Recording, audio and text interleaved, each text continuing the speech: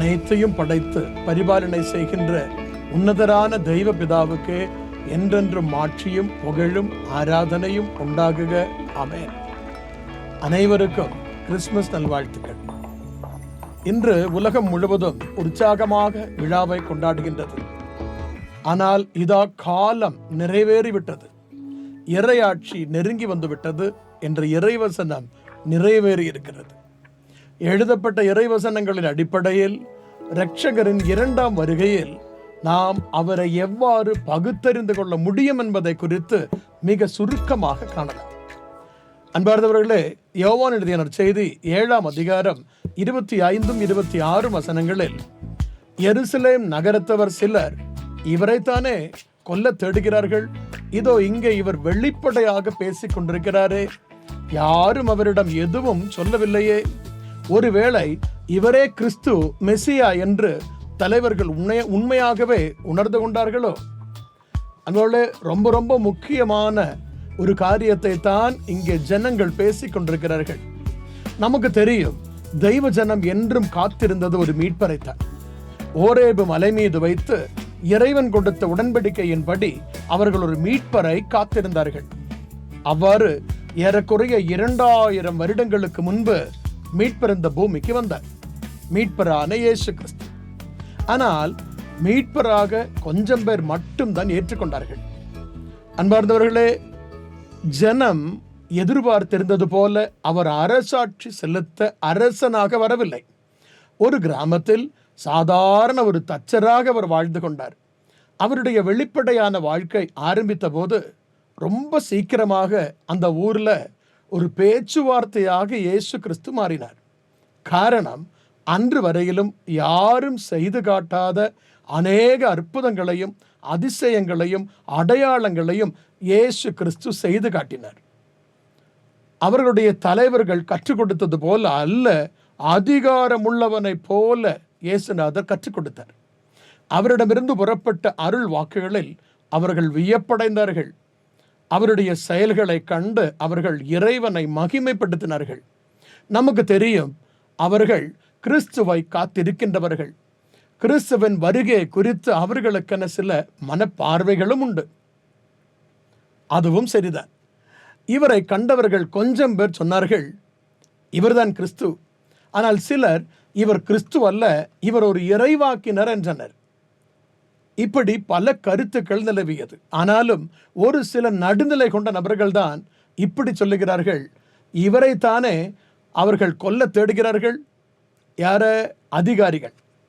ஆனால் இதோ இங்கே இவர் வெளிப்படையாக பேசுகிறார், யாரும் இவரிடம் எதுவும் சொல்லவில்லையே, ஒருவேளை இவரேதான் மெசியா கிறிஸ்து என்று அதிகாரிகள் உண்மையாகவே உணர்ந்து கொண்டார்களோ? அன்பார்ந்தவர்களே, இறைவன் மனிதனுக்கு கொடுத்த வாக்குறுதி என்பது மீட்பின் வாக்குத்தத்தம் தான். ஏதேன் தோட்டத்தில் வைத்து மனிதன் படைக்கப்பட்ட நிலையிலிருந்து மனிதன் விழுந்து விட்டான். அவ்வாறு மனிதன் அழிவுக்கு உட்பட்டு விட்டான். அதாவது நோய் நொடிகளுக்கும் முதுமைக்கும் மரணத்திற்கும் அடிமைப்பட்டு விட்டான். ஜீவனை அவன் இழந்து விட்டான். இறைவன் கொடுத்த மீட்பின் வாக்குத்தத்தம், ஒரு மீட்பரை இறைவன் வாக்களித்தார்.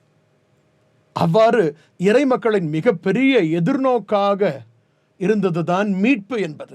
அன்பார்ந்தவர்களே, இந்த பூமியில் செல்ல செழிப்பாக வாழ்வது அல்ல உண்மையான மீட்பு.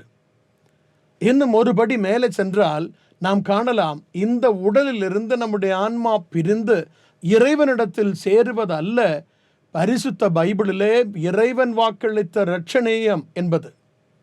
இவை குறித்து உண்மையான பொருள் மனிதனுக்கு விளங்காதபடியால், தவறுதலான கருத்துக்களை கொண்டிருக்கின்றபடியால் அநேக பிரச்சனைகள் உருவானது.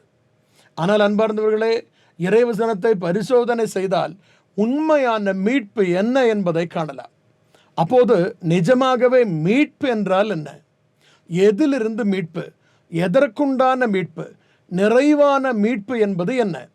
இதுதான் முதலில் நாம் பகுத்தறிய வேண்டிய சத்தியம்.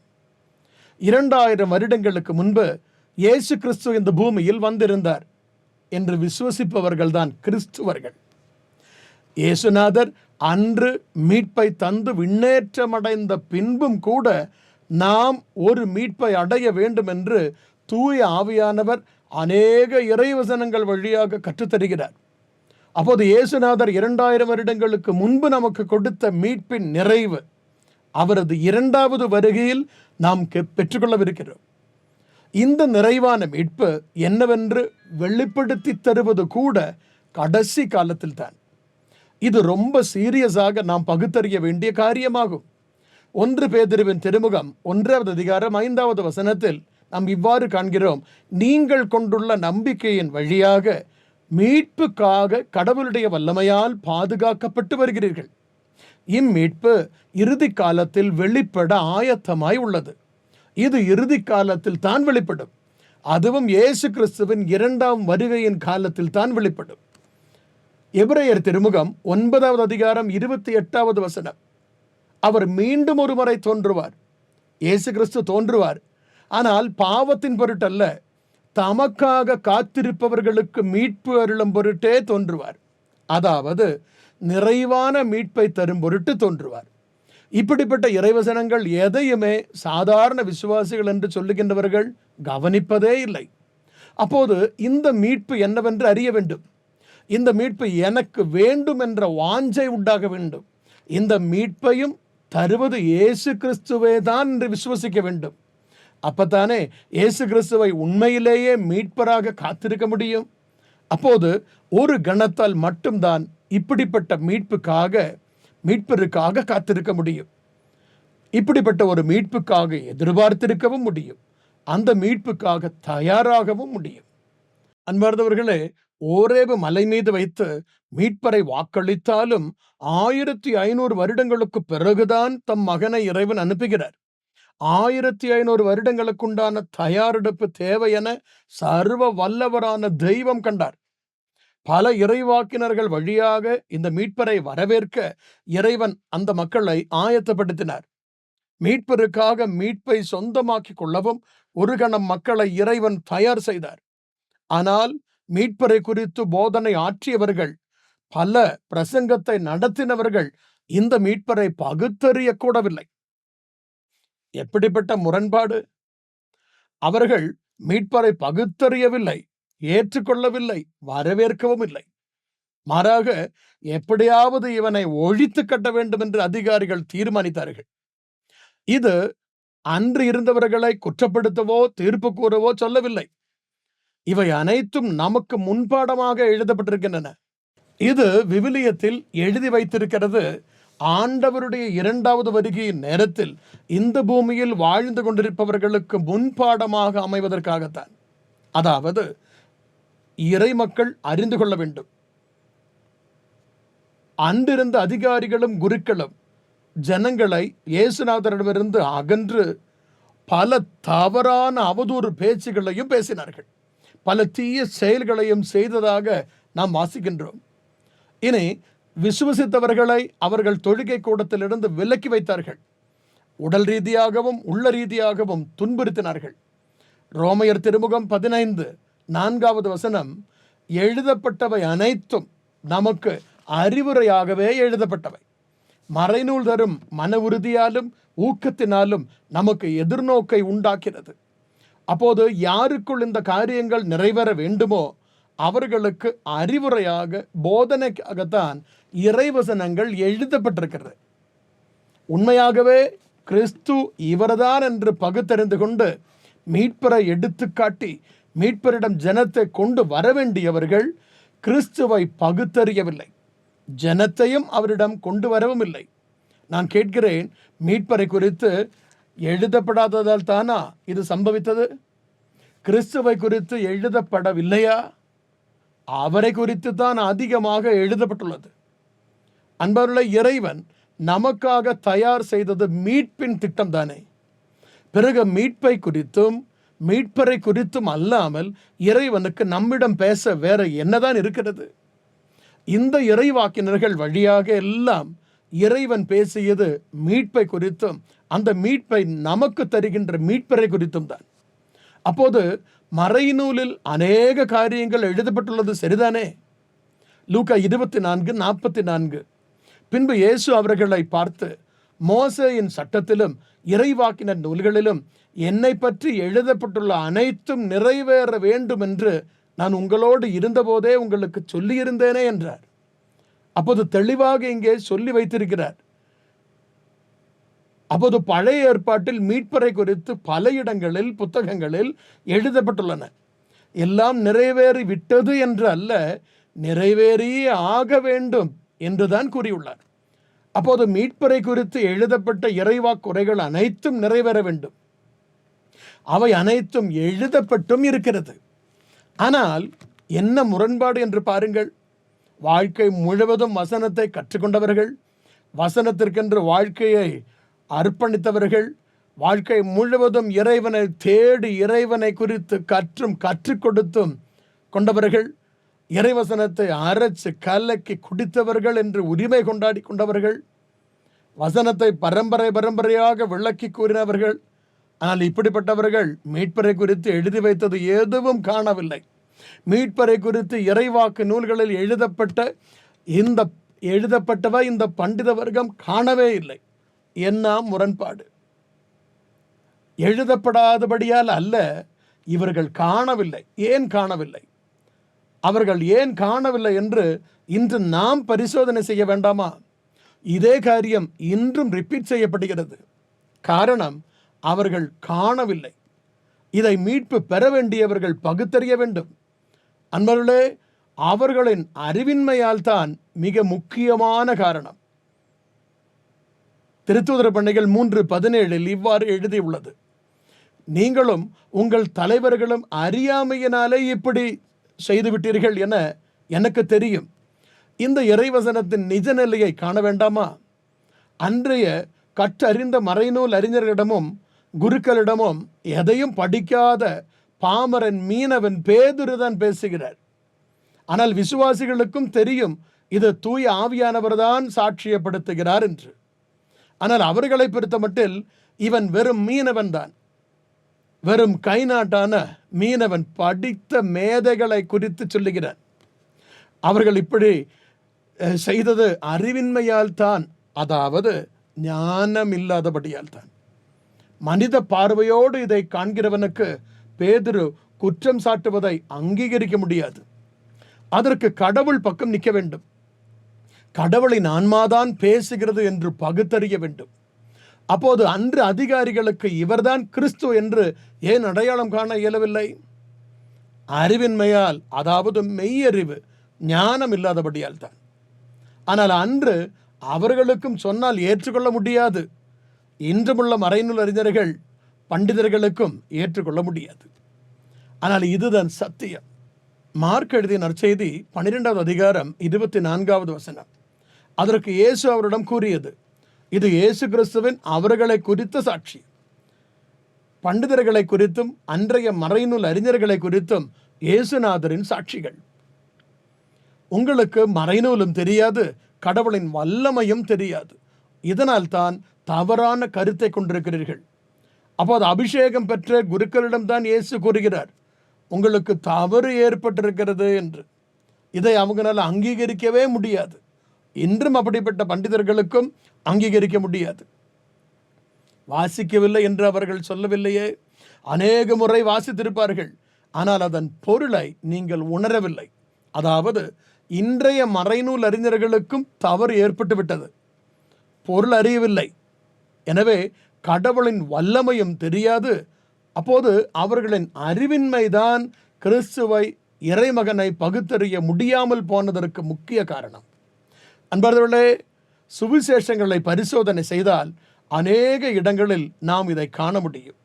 யோவான் 8வது அதிகாரம் 18-19 வசனங்கள், என்னை பற்றி நானும் சான்று பகர்கிறேன், என்னை அனுப்பிய தந்தையும் சான்று பகர்கிறார் என்றார்.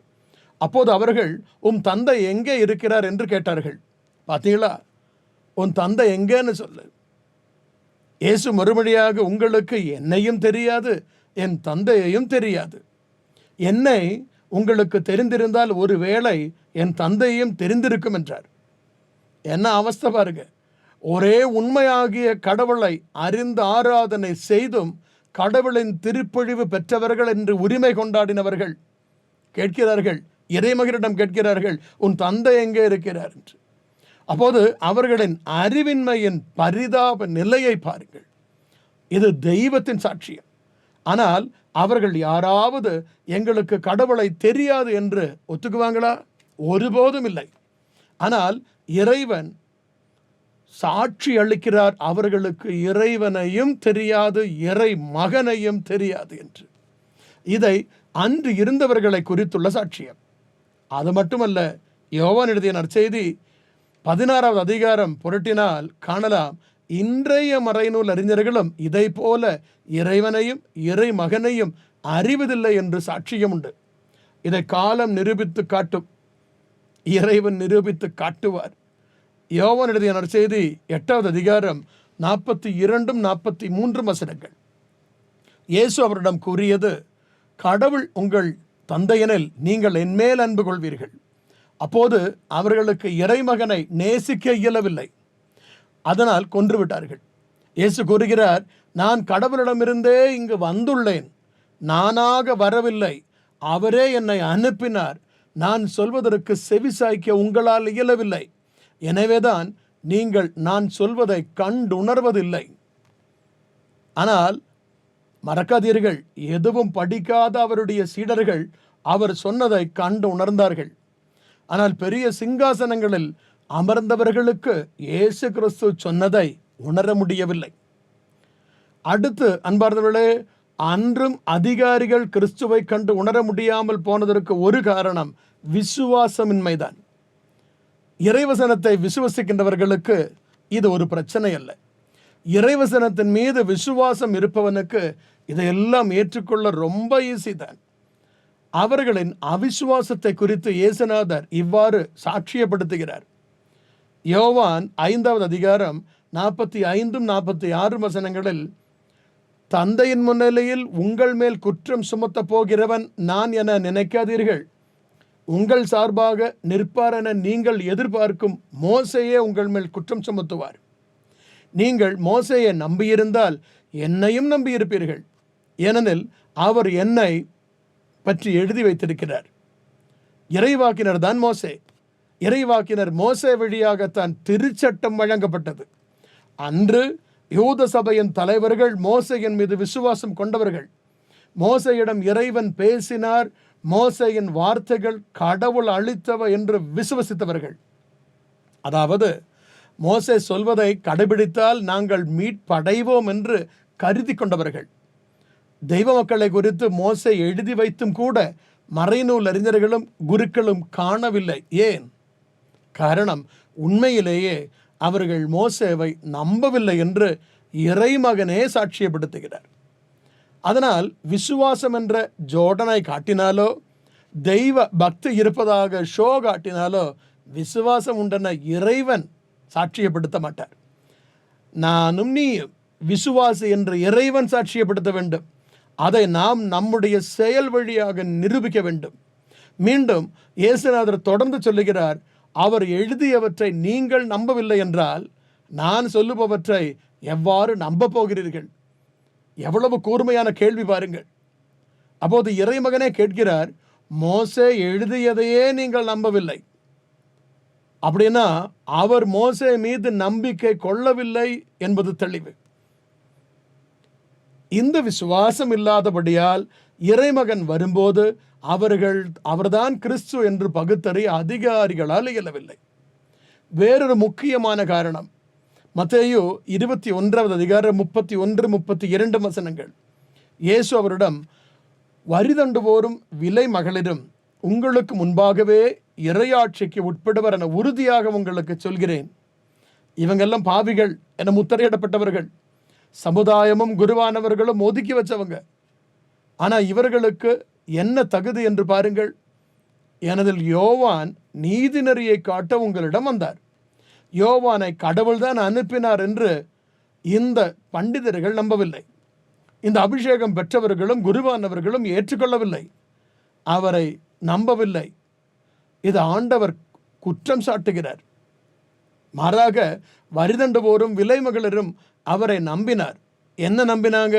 யோவானை கடவுள்தான் அனுப்பினார் என்று விசுவசித்தார்கள். அவர்களை பார்த்த பின்பும் பாவிகள் யோவானை விசுவசிப்பதை கண்ட பின்பும் நீங்கள் உங்கள் எண்ணத்தை மாற்றிக்கொள்ளவும் இல்லை, மனம் வருந்தவும் இல்லை, நம்பவும் இல்லை. அப்போது விசுவாசம் என்ற வரம் இறைவன் அவர்களுக்கு கொடுக்கவில்லை. காரணம், இதயத்தை கடினப்படுத்தி கொண்டார்கள். மனம் வருந்த முடியாத நிலை. இது ஆண்டவரின் முதல் வருகையில் இருந்ததை காட்டிலும் அதிகமாக இப்பொழுது அவரது இரண்டாம் வருகையில் தான். அன்பர்களே, அடுத்தது ஒரு முக்கிய காரணம் அவர்களுடைய விருப்பமின்மைதான். எந்த இன்ட்ரெஸ்டும் இல்லை. நாம் சுவிசேஷங்களில் காண்கிறோம், இடையர்களுக்குத்தான் முதலில் வானதூதர்கள் கிறிஸ்துவின் வருகையை அறிவித்தார்கள். இடையர்கள் பலருக்கும் இந்த செய்தியை அறிவித்திருப்பார்கள். ஆனால் இதுவும் எந்த குருக்களின் செவிகளில் உறுதியாக இந்த செய்தி போய் எட்டியிருக்கும். ஆனால் அவர்கள் யாராவது இந்த உண்மையை இல்லாவிட்டால் இந்த உண்மை நிலவரத்தை அறியவோ பொருண்மை என்னவென்று தெரியவோ முயன்றதாக ஏதாவது பைபிளில் எழுதப்பட்டுள்ளதா? இல்லை. அவங்க எந்த மதிப்பும் தரவில்லை. சிங்காசனத்தில் அமர்ந்திருப்பவன் எப்படி ஒரு இடையன் சொல்வதை கேட்க முடியும்? அவங்க எந்த இன்ட்ரெஸ்டும் காட்டவில்லை. அவர்களுக்கு அவங்க மதிப்பும் மரியாதையும் அவங்களுடைய மதிப்பும் மரியாதையும் நிலைநிறுத்தி அப்படியே போக வேண்டும். அன்போட நமக்கு தெரியும், 3 ஞானிகள் வந்து ஏரோது மன்னனிடம் கிறிஸ்துவின் பிறப்பிடம் கேட்கிறார்கள். அரசன் அரசவை கூட்டி கேட்டபோது அன்றைய பண்டிதர்கள் ஏட்டுச் சுருளை திறந்தார்கள். யூதயாவில் பெத்லஹேமில் என்று சொல்லி சுருளை மூடினார்கள். அவர்கள் அதை குறித்து தேடவும் இல்லை, ஆராய்ந்து பார்க்கவும் இல்லை. காரணம் என்ன? அவர்களுக்கு எந்த விருப்பமும் இல்லாத காரியம் இது. இப்போதும் அப்படியே தான். அடுத்த ஒரு முக்கிய காரணம், யோவான் 5வது அதிகாரம் 41, 42 வசனங்கள். மனிதர் தரும் பெருமை எனக்கு தேவையில்லை. இயேசுநாதர் ஒருபோதும் மனிதருடைய பெருமை தேடவில்லை, வாழவில்லை. சொந்த உயிரை கூட பலியாக கொடுத்தார். அடுத்த இறைவனின் குற்றச்சாட்டு, உங்களை எனக்கு தெரியும், உங்களிடம் இறையன்பு இல்லை. குருவானவர்கள், பண்டிதர்கள், அபிஷேகம் பெற்றவர்கள் என்று உலகம் புகழ்பாடினாலும் அவர்களுக்குள் இறையன்பு இல்லை. இறையன்பே இல்லாத ஒருவனுக்கு எப்படி இறைவன் அனுப்பிய ஒருவனை கண்டுணர விருப்பம் இருக்கும்? அவர்கள் எப்படி கடவுளின் சித்தத்தை தேட முடியும்? கடவுள் அனுப்பியவரை நம்புவதே கடவுளுக்கு ஏற்ற செயல். அவ்வாறு கடவுளின் திருவுள்ளத்தை நிறைவேற்ற மனம் இருந்தால் இறையன்பு வேண்டும். இறையன்பு இல்லாதவன் எப்படி கடவுளுக்கு ஏற்ற செயலை செய்வான்? அன்பார்ந்தவர்களே, கடவுள் அனுப்பியவரை நம்ப முடியாததற்கு அடுத்த முக்கிய காரணம் யோவான் 5ஆம் அதிகாரத்திலேயே எழுதியுள்ளது. தற்புகழ்ச்சியும் பிறர் புகழ்ச்சியும். ஆண்டவரின் முதல் வருகையிலும் சரி, 2வது வருகையிலும் சரி, அவரை கண்டு உணர்ந்து கொள்ள முடியாமல் போனதுக்கு ஒரு காரணம் மனிதரின் சுபாவமான தற்பெருமையும் பிறர் பெருமையும். இறைவனிடமிருந்து வருகின்ற பெருமையை தேடாமல் இருக்கின்ற ஒரு மனித இயல்பு. யோவான் 12வது அதிகாரம் 42, 43 வசனங்கள். எனினும் தலைவர்களில் கூட பலர் இயேசுவிடம் நம்பிக்கை கொண்டனர். ஆனால் பரிசேயருக்கு அஞ்சி அவர்கள் அதை வெளிப்படையாக சொன்னால் அவர்கள் தொழுகை கூடங்களிலிருந்து விலக்கி வைக்கப்படுவார்கள் என்று அவர்களுடைய உடன்பாடு செய்திருந்ததாக இருந்தது. அதுதான் ஒரு காரணம். இனி அதுக்கு என்ன காரணம்? அவர்கள் கடவுள் அளிக்கும் பெருமையை விட மனிதர் தருகின்ற பெருமையை விரும்பினார்கள். அப்போது கடவுள் தருகின்ற பெருமையோ மாற்றியோ மீட்போ அவர்கள் விரும்பவில்லை. மனிதர் தரும் பெருமை போதும். அவர்களால் ஒருபோதும் கடவுள் அனுப்பி அவர்களை விசுவசிக்கவோ பகுத்தறியவோ முடியாது. அன்பர்களே, கடவுள் அனுப்பிய கிறிஸ்துவை அவர்கள் பகுத்தறியாமல் போனதற்கு இன்னொரு முக்கியமான காரணம் ஆன்மீகமான ஆணவம். அதாவது, எமக்கு எல்லாம் தெரியும், ஒருத்தனும் சொல்லித்தர தேவையில்லை என்ற ஒரு மனநிலை. தீத்துவுக்கு எழுதிய திருமுகம் 1வது அதிகாரம் 16வது வசனத்தில் இவ்வாறு கூறப்பட்டுள்ளது. கடவுளை அறிந்திருப்பதாக அவர்கள் அறிக்கையிடுகிறார்கள், அதிலேயே அதன் விளக்கமும் உண்டு. உண்மையிலேயே இறைவனை குறித்து ஒன்றும் தெரியாது, ஆனால் அவருடைய செயல்கள் அதை மறுதலிக்கின்றன. இப்படிப்பட்டவர்களை நம்மை சுற்றியே நாம் காணலாம். அவர்கள் அருவருக்கத்தக்கவர்கள், கீழ்ப்படியாதவர்கள், எந்த நற்செயலையும் செய்ய தகுதி அற்றவர்கள் எவ்வளவு தெளிவாக தூய ஆவியானவர் டிக்ளேர் செய்துள்ளார் என்று பாருங்கள். மீண்டும் என்பார்களே, பரிசேயர்கள் ஒரு முறை இயேசுவை பிடித்து கொண்டு வர காவலர்களை அனுப்புகிறார்கள். அவர்கள் வெறுங்கையராக திரும்பி வந்தபோது பரிசேயர்கள் கேட்ட கேள்வி, அது யோவான் 7வது அதிகாரம் 47 எழுதப்பட்டிருக்கிறது. நீங்களும் ஏமாந்து போனீர்களோ என்கிறார்கள். அப்போது இயேசுவை கண்டு உணர்ந்து கொண்டவர்கள் ஏமாந்து போனவர்களாம். இவர்கள் ரொம்ப ஸ்மார்ட்டானவர்கள். யாரு? அவிசுவாசிகள். இதுவே 2ஆம் வருகையிலும் நடைபெறுகிறது. இறைமகன் மீது விசுவாசம் கொண்டவர்கள் வஞ்சிக்கப்பட்டவர்களாம். இதுதான் இன்றைய பண்டிதர்களுடைய கருத்தும் கூட.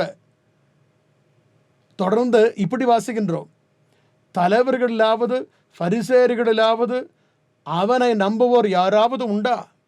யாருமே நம்பலையே. இம்மக்கள் கூட்டத்திற்கு திருச்சட்டமும் தெரியாது, இவர்கள் சபிக்கப்பட்டவர்கள் என்றார்கள்.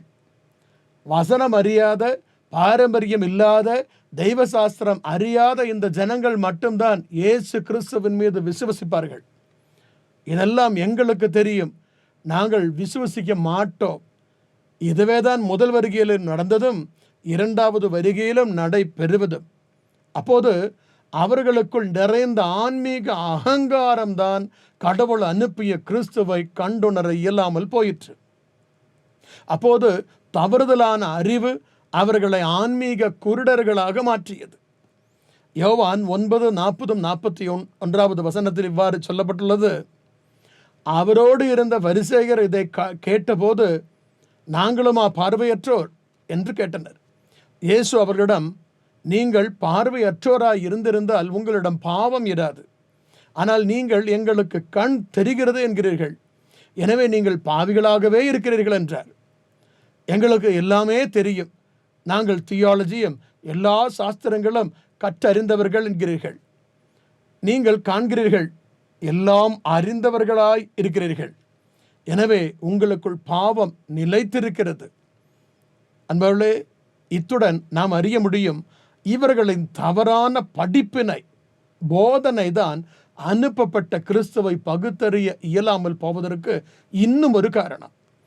மார்க் எழுதிய நற்செய்தி 7ஆம் அதிகாரத்தில் காணலாம், இறைவசனத்தை விட்டுவிட்டு மனித கோட்பாடுகளை கற்பிக்கின்றவர்கள். எனவே ஆராதனை கூட வீணாகி விடுகிறது. அது மட்டுமல்ல, கடவுளின் கட்டளையை கைவிட்டு மனித மரபை, அதாவது பாரம்பரியத்தை பின்பற்றுகிறார்கள். எங்கள் பாரம்பரிய சம்பிரதாயம் இப்படித்தான் என்று சொல்லி இறைவனையும் இறைவசனத்தையும் நிராகரிப்பார்கள். இவங்களால் எப்படி நம்ப முடியும்? அவ்வாறு இறைவசனத்தை புறக்கணித்து விட்டார்கள். இயேசுநாதருடைய முதல் வருகையில் அவர்கள் வைத்திருந்த தவறான எண்ணங்களும் படிப்பினைகளும் அவர்களை குருடாக்கிவிட்டது. கிறிஸ்து அப்படி வருவார், இப்படி வருவார் என்று அவர்கள் கருதியபடி அல்ல இறைவன் தம் சுதனை அனுப்பினார். இது எழுதி வைத்திருக்கிறது ஆண்டவரது 2வது வருகையில் நமக்கு முன்பாடமாக வேண்டும். ஆனால் இவர்கள் கருத்துப்படி அல்ல, இன்றைய பண்டிதர்கள் நினைத்தது போல அல்ல இறைவன் தம் மகனை மறுபடியும் அனுப்பியது. அவர் வெளிப்பட போவதும் அப்படி இருக்காது. அப்போது இப்படிப்பட்ட தவறான படிப்பினைகள் வழியாக பண்டித வர்க்கத்திற்கும், அதாவது உலகம் போற்றுகின்ற சிறந்தவர்களுக்கும் அனுப்பப்படுகின்ற கிறிஸ்துவை அறியாமல் போய்விடும். யோவான் 8:17-18 வசனங்களில், இருவருடைய சான்று செல்லும் என்று உங்கள் சட்டத்தில் எழுதியுள்ளதல்லவா? என்னை பற்றி நானும் சான்று பகர்கிறேன், என்னை அனுப்பிய தந்தையும் சான்று பகர்கிறார் என்றார். அப்போது 2000 வருடங்களுக்கு முன்னால் எதனால அதிகாரிகளுக்கு மீட்பரை பகுத்தறிய இயலாமல் போனார்கள்? ஒரு முக்கிய காரணம் இதுதான். இந்த சாட்சியத்தை அவர்கள் ஏற்றுக்கொள்ளவில்லை, இறைவனுடைய சாட்சியத்தை ஏற்றுக்கொள்ளவில்லை. இல்லாவிட்டால் இப்படி சொல்லலாம், அதாவது இறைவனை அவர்கள் பொய்யனாக்கி விட்டார்கள். அப்போது கடவுள் அனுப்புகின்ற ஒருவனை குறித்து ஆண்டவருடைய புத்தகத்தில் சாட்சியம் இருக்கும். அந்த சாட்சியத்தை நாம் காண வேண்டும். அதை ஏற்றுக்கொள்ளும் போது நமக்கு அறிவு கிடைக்கும், உறுதி கிடைக்கும், அவர் கடவுளால் அனுப்பப்பட்டவர் என்ற சாட்சியம். அப்படியெனில் இந்த சாட்சியத்தை பகுத்தறியவே முடியவில்லை என்பது எவ்வளவு பரிதாபத்திற்குரிய முரண்பாடு என்று பாருங்கள். அன்பார்ந்தவர்களே, இதெல்லாம் சொல்ல காரணம் என்னவென்று தெரிய வேண்டாமோ? இதன் மூலம் விபத்துக்குள்ளாகிறது அவர்கள் அல்ல, சாதாரண விசுவாசிகள். இறைவன் கூறுகிறார், என் மக்கள் அறிவின்மையால் அழிகின்றனர். இதுதான் கடவுளின் புலம்பல். அன்றும் இன்றும் கடவுளின் செயல்கள் அறிவுக்கு எட்டாதவை. இறைவசனங்களும் மறைக்கப்பட்டுள்ளன என்று எழுதப்பட்டிருக்கிறது. இறைவசனத்தின் வாசலை இறைவன் நமக்கு திறந்து தராமல் எந்த வசனத்தையும் நம்மால் உணர்ந்து கொள்ள முடியாது. கடவுள் உண்மையிலேயே திறந்து கொடுக்காதபடியால் தான் கடவுள் அனுப்பியவரை அறிந்து கொள்ள இயலாமல் போயிற்று. திருத்தூதர் பணிகள் 16வது அதிகாரம் 14வது வசனத்தில் இவ்வாறு லீதியா என்ற ஒரு பெண்ணை பற்றி சொல்லப்பட்டுள்ளது. பவுல் பேசியதை ஏற்றுக்கொள்ளுமாறு ஆண்டவர் அவர் உள்ளத்தை திறந்தார். பவுல் பேசியது சுவிசேஷம்தான். அதை புரிந்து கொள்ள வேண்டுமென்றால் ஆண்டவர்தான் உள்ளத்தை திறக்க வேண்டும். நமக்கு சொந்தமாக திறக்க முடியாது. அது இறைமகனை குறித்த சுவிசேஷம். அது அவருடைய 1ஆம் வருகையினாலும் சரி, இனி 2வது வருகையானாலும் சரி, இறைமகனை குறித்த, இறையாட்சியை குறித்த வசனங்கள் நாம் ஏற்றுக்கொள்ளுமாறு இறைவன் தான் நம்முடைய இதயத்தை திறந்து தர வேண்டும். நாம் இன்று வரை அப்படி ஜெபிச்சிருக்கோமா? புத்தி சக்தியாலோ, தர்க்க சாஸ்திரம் அறிந்தாலோ, மனித முறைப்படியாலோ இறைவசனத்தை உணர்ந்து கொள்ள முடியாது. PhD உண்டு என்பது இறைவசனம் உணர்ந்து கொண்டார் என்பதற்குண்டான அடையாளமே அல்ல. அப்படி மனிதன் தவறாக நினைப்பான். ஆனால் இறை மக்கள் தவறாக எண்ணிக்கொள்ள மாட்டார்கள். அப்போது இறைவன் உள்ளத்தை திறக்க வேண்டும். படிப்புக்கும் வசனத்துக்கும் இறைவசனத்தை புரிதலுக்கும் எந்த சம்மதமும் இல்லை. திருத்தூதர் பணிகள் 13வது அதிகாரம் 48வது வசனம். இதை கேட்ட பிற இனத்தார் மகிழ்ச்சி அடைந்தனர், ஆண்டவரின் வார்த்தையை போற்றி புகழ்ந்தனர். நிலைவாழ்வுக்காக குறிக்கப்பட்டோர் அனைவரும் நம்பிக்கை கொண்டனர். இதன் மறுபக்கம் என்னங்க? நிலைவாழ்வுக்கென்று குறிக்கப்படாதோர் நம்பிக்கை கொள்ளவில்லை என்றுதானே? அவங்களால நம்ப முடியாது. அது 1ஆம் வருகையிலும் 2வது வருகையிலும். அப்போது அவரது 2வது வருகையில் இப்பொழுது இந்த பூமியில் சீயோனிலிருந்து முழக்கப்படுகின்ற சத்வார்த்தை என்ற செய்தியில் விசுவசிக்க வேண்டுமென்றால் அவர்கள் நித்திய வாழ்வுக்கென்று அழைக்கப்பட்டவர்களாக இருக்க வேண்டும். காரணம், அன்று பவுல் வழியாக சுவிசேஷம் கேட்டவர்கள் எத்தனையோ பேர். ஆனால் நித்திய ஜீவனுக்கென்று குறிக்கப்பட்டவர்கள் ரொம்ப ரொம்ப குறைவுதான். இறைவன் திறந்து தர வேண்டும். அப்போது இறைவன் அடைத்து வைத்தால் என்னாகும்? கடவுள் இதயத்தை அடைத்து வைப்பாரா? அப்படிப்பட்ட ஒரு தெய்வத்தை உங்களுக்கு தெரியுமா? அன்புள்ள யோவான் எழுதிய நற்செய்தி 12வது அதிகாரம் 37-40 வசனங்களில் அவர்கள் முன் இயேசு இத்தனை அருமடையாளங்களை செய்திருந்தும் அவர்கள் அவரிடம் நம்பிக்கை கொள்ளவில்லை. ஆண்டவரே, நாங்கள் அறிவித்ததை நம்பியவர் யார்?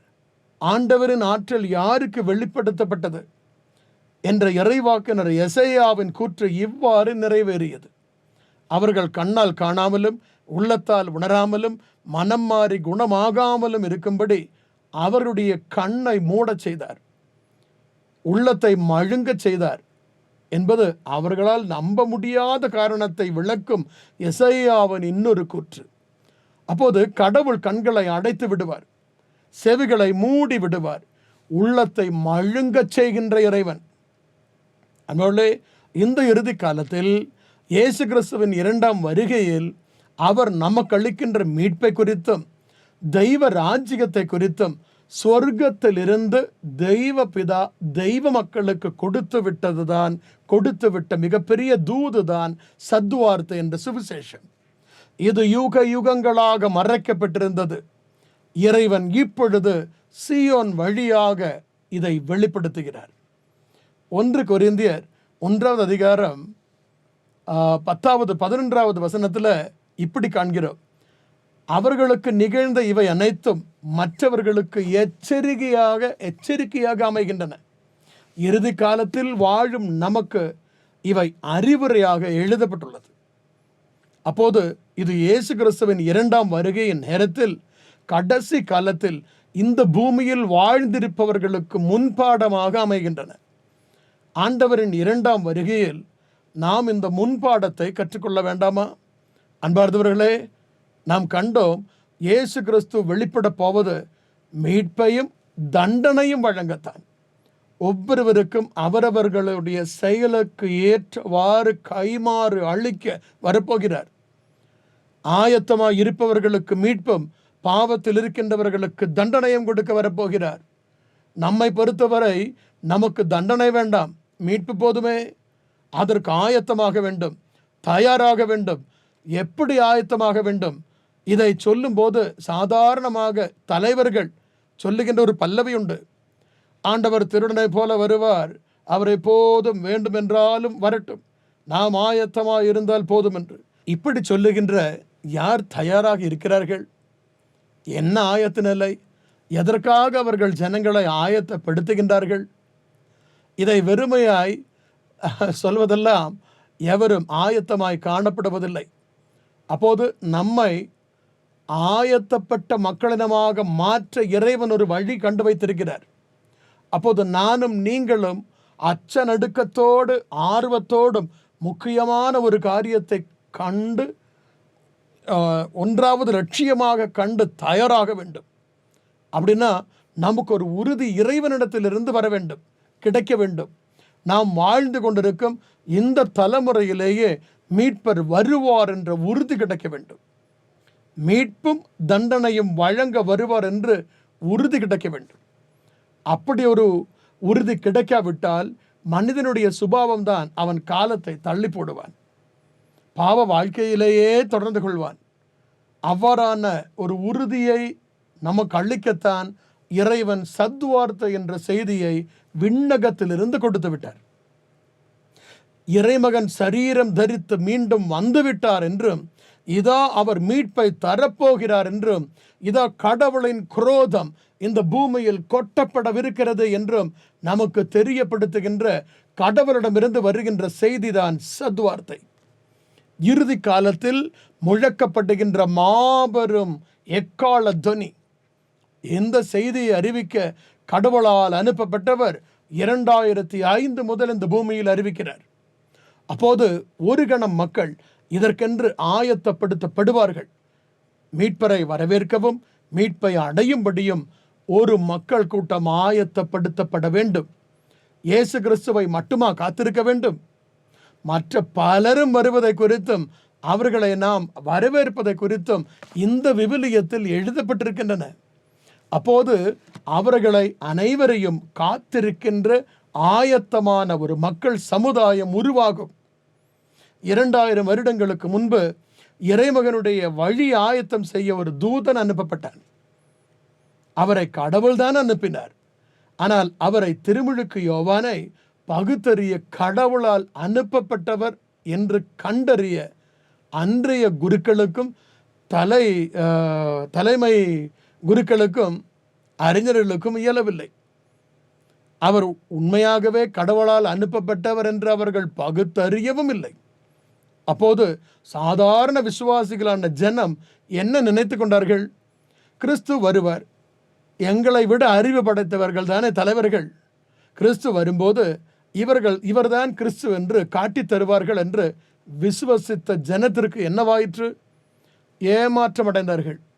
இது எழுதப்பட்டது நமக்கு ஒரு முன்பாடமாக அமைவதற்காகத்தானே. இவர்கள் இவ்வாறு செய்வார்கள் என்ற இந்த இயேசு கிறிஸ்து ஒரு இறைவாக்குரை நடத்தினார். மத்தேயு 23வது அதிகாரம் 13 14 வசனங்களில் அது உள்ளது. வெளிவேடக்காரா, மறைநூல் அறிஞரே, பரிசேயரே, ஐயோ உங்களுக்கு கேடு, 2000 வருடங்களுக்கு முன்பு நடந்த சம்பவம் என்று சொல்லி ஒதுக்கி விடுகிறார்கள் இந்த வசனத்தை. ஆனால் அப்படியல்ல, இது ஒரு இறைவாக்குரையாகும். மக்கள் நுழையாதவாறு அவர்கள் முன்பாக விண்ணக வாயிலை அடைத்து விடுகிறீர்கள். நீங்கள் நுழைவதில்லை, நுழைவோரையும் விடுவதில்லை. நாம் இதை பரிசோதனை செய்வது யாரையும் குறை கூறவோ குற்றம் விதிக்கவோ அல்ல. நம் மீட்புக்காக நாம் கவனிக்க வேண்டியவற்றை நாம் கவனிக்கவும், அவ்வாறு இறைவன் தருகின்ற மீட்பை இறைவன் மறுபடியும் அனுப்புகின்ற இறைமகன் வழியாக நாம் சொந்தமாக்கவும் தான். மீட்பு விசுவாசத்தால், கிருபையால் தான். 1ஆம் வருகையிலும் நாம் பெற்றுக்கொண்டதும் 2வது வருகையில் நாம் மீட்பு பெறுவதும் இதே விசுவாசத்தினால் தான். எனவே இந்த மீட்பை நாம் பெற இதெல்லாம் முன்பாடமாக எழுதப்பட்டுள்ளன. எனவே இன்று இந்த பூமியில் இருக்கின்ற ஒவ்வொரு தெய்வ மக்களும் இறைவனுடைய வசனங்களை உணர்ந்து கொள்ள இதயங்களை திறந்து தருவாராக. இறைவன் அந்த ஒரு ஆசீர்வாதத்தை நாம் அனைவருக்கும் தருவாராக என்று ஜெபிக்கிறேன். பலிகளை நோக்கியும் சம்பிரதாயங்களை நோக்கியும் பல திருவருட்சாதனங்களை நோக்கியும் தலைவர்களை நோக்கியும் இருக்கின்ற தெய்வ மக்கள் இறைவனை நோக்கியும் இறை வசனத்தை நோக்கியும் இறைவனின் செயல்களை நோக்கியும் திரும்பட்டும். இறைவனின் வாக்கையும் செயல்களையும் பகுத்தறியும் வரத்தை இறைவன் ஒவ்வொரு தெய்வ மக்களுக்கு அளிப்பாராக என்று ஜெபிக்கிறேன். உன்னதருடைய தூய்மையான பரிசுத்த நாமம் எக்காலமும் அனைத்திற்கும் மேலாக ஆராதிக்கப்படட்டும். ஆமென்.